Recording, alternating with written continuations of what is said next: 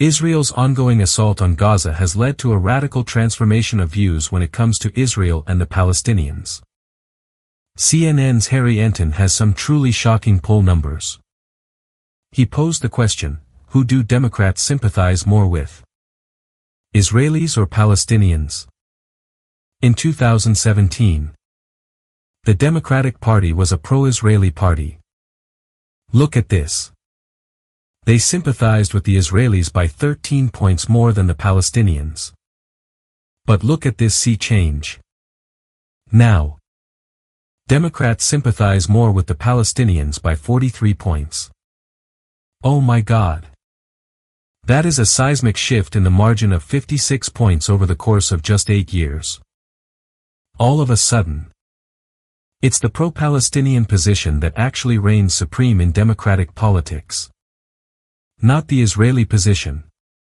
Now, you see this among Democrats overall.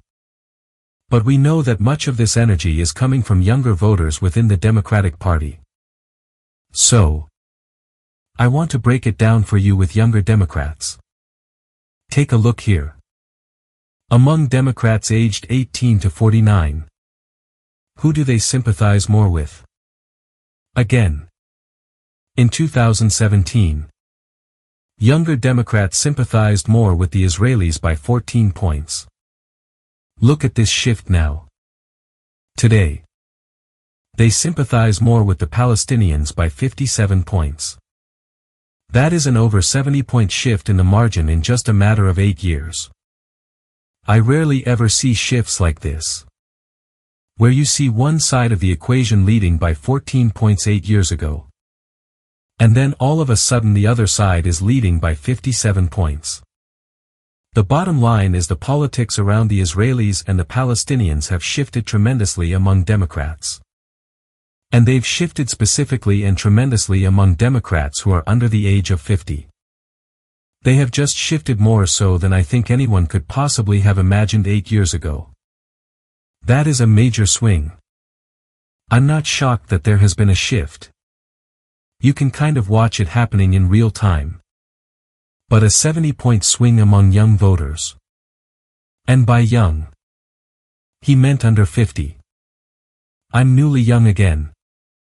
And I don't even consider myself young. We're also seeing a shift in the Republican Party, particularly among their young voters. So, how do you think this reshapes the way this issue affects our politics? Well, you've written so extensively about AIPAC. And I think we're seeing a complete freakout from them. And also from figures like Jonathan Greenblatt and the Anti-Defamation League. For a really long time, they coasted off America's good vibes on Israel. Especially as it was inculcated in the minds of so many Americans after September 11th. There was just an immense sensitivity to radical terrorism in the United States in those years. And so it was much easier for them to frame Israel in a sort of good versus bad dichotomy. They simply took for granted how easy that was. So now you see their freakout. Trying to paint people as Hamas sympathizers. They have a lot less power than they used to.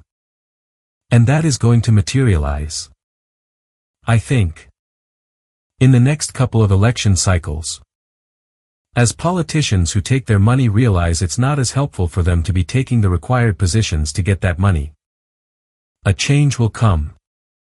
I don't know that it'll show up right away. But the polling is pretty clear that it's already here. It is going to be a powerful electoral force. They've lost the public support that they coasted on for decades. Yes. And I think some of this is a backlash to the way AIPAC and the pro-Israel lobby have interfered in democratic politics in a way that has not done them any favors. In my last book, The Squad, I cover this history. That poll started in 2017.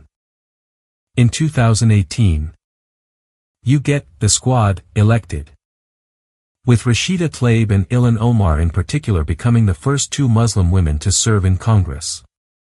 In early 2019, the Democratic Majority for Israel, DMFI, was formed as an offshoot of AIPAC, specifically to push back against Tlaib and Omar. They said they were seeing a current of what they called anti-Israel sentiment within the Democratic Party and were going to spend enormous amounts of money to suppress it. If you look at the numbers since then, DMFI and AIPAC have been engaged in one of the greatest failures of a political operation ever. What an absolute catastrophe for them. If their goal was to do the thing they set out to do, they instead did the exact opposite. They spent millions of dollars trying to stop Jamal Bowman from unseating Eliot Engel. Bowman beat him anyway. So what they concluded from that 2020 cycle was that they had not spent enough money. So for 2022, AIPAC launched its first ever super PAC and they spent somewhere around $30 to $50 million going after Democrats who had said things sympathetic towards Palestinians. They succeeded in some cases, spending millions to stop candidates like Donna Edwards and Nita Allam. Then in 2024, they spent what? $20 million against Jamal Bowman to knock him out. And $10 million or so against Cori Bush to knock her out. Spending nearly $100 million in Democratic primaries to ensure that nobody is critical of Israel. So yes, they were effectively able to beat a decent number of candidates. The Democratic caucus would look different when it comes to Israel-Palestine than it does now if not for all of this spending. But good Lord, it has not worked on the Democratic public. In fact, if anything, it seems to have monumentally backfired. Well, it often takes time for the makeup of elected officials to catch up with public opinion, since we're not a direct democracy. But I don't think either major political party understands how much this is about to happen. They've been scapegoating this idea that all anti-Israel sentiment is some kind of anti-Western Marxism, as opposed to people just looking at the situation and saying, "This is insane. This is wildly bad policy. It's not making us safer." Those poll numbers don't just reflect a shift. They reflect an issue that is becoming increasingly animating because people are so pissed off about what they're seeing. Now that information is coming through from different sources. And a huge part of it is the way the Netanyahu government has waged this war since October 7th. It seems that everyone at least agrees that what's happened since then has been on another scale entirely. I think that's basically all of it. The public is recoiling in horror at what they're seeing. For an unbelievably crystallizing example of that, here is a video obtained by the Associated Press.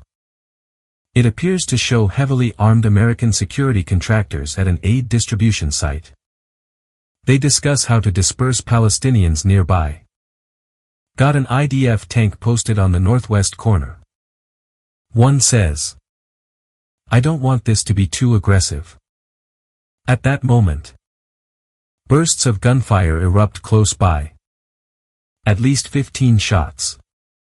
The camera's view is obscured. But the contractor who took the video told the AP that he saw other contractors shooting in the direction of Palestinians who had just collected food and were departing. After the gunfire, you can hear a voice say, "I think you hit one." Followed by a celebratory, "Yeah. Hell yeah. Boy." The people who were shot at were unarmed aid seekers. This is not a live battle with Hamas. GHF, the organization involved, denies they are shooting at people. But the video evidence is horrifying. No one can support shooting at unarmed, hungry people. This is the reason you're seeing these numbers shift. And it's fueling a wider dissatisfaction. Take a look at this data on Democratic leadership. When asked if they want to replace their party leaders, 62% of Democrats nationally say yes, compared to just 24% who say no. The Democratic base, which has historically been loyal to leadership, is now in an open state of rebellion. This is a genuinely new phenomenon. It seems all of this pressure has even had an effect on the most outspoken voices. For instance, here's a remarkable stat: Congressman Richie Torres, arguably the most combative and aggressive Democratic supporter of Israel, has suddenly gone quiet. He hasn't tweeted the word Israel or Hamas in over 2 weeks. His longest stretch since October 7th. For him to go silent for this long suggests even he can feel the ground shifting beneath his feet. Maybe Jamal Bowman calling him a whack motherfucker at that rally really got to him. It's the Bowman effect. He actually cancelled him. Amazing. Things are changing. That's for sure. But this isn't just about polls, political rivalries, or who is winning a messaging war. This is about a fundamental awakening. For years, this issue felt locked in place, immune to the realities on the ground. But as the curtain has been pulled back through social media and independent reporting, the American people, especially a new generation, are demanding a profound change.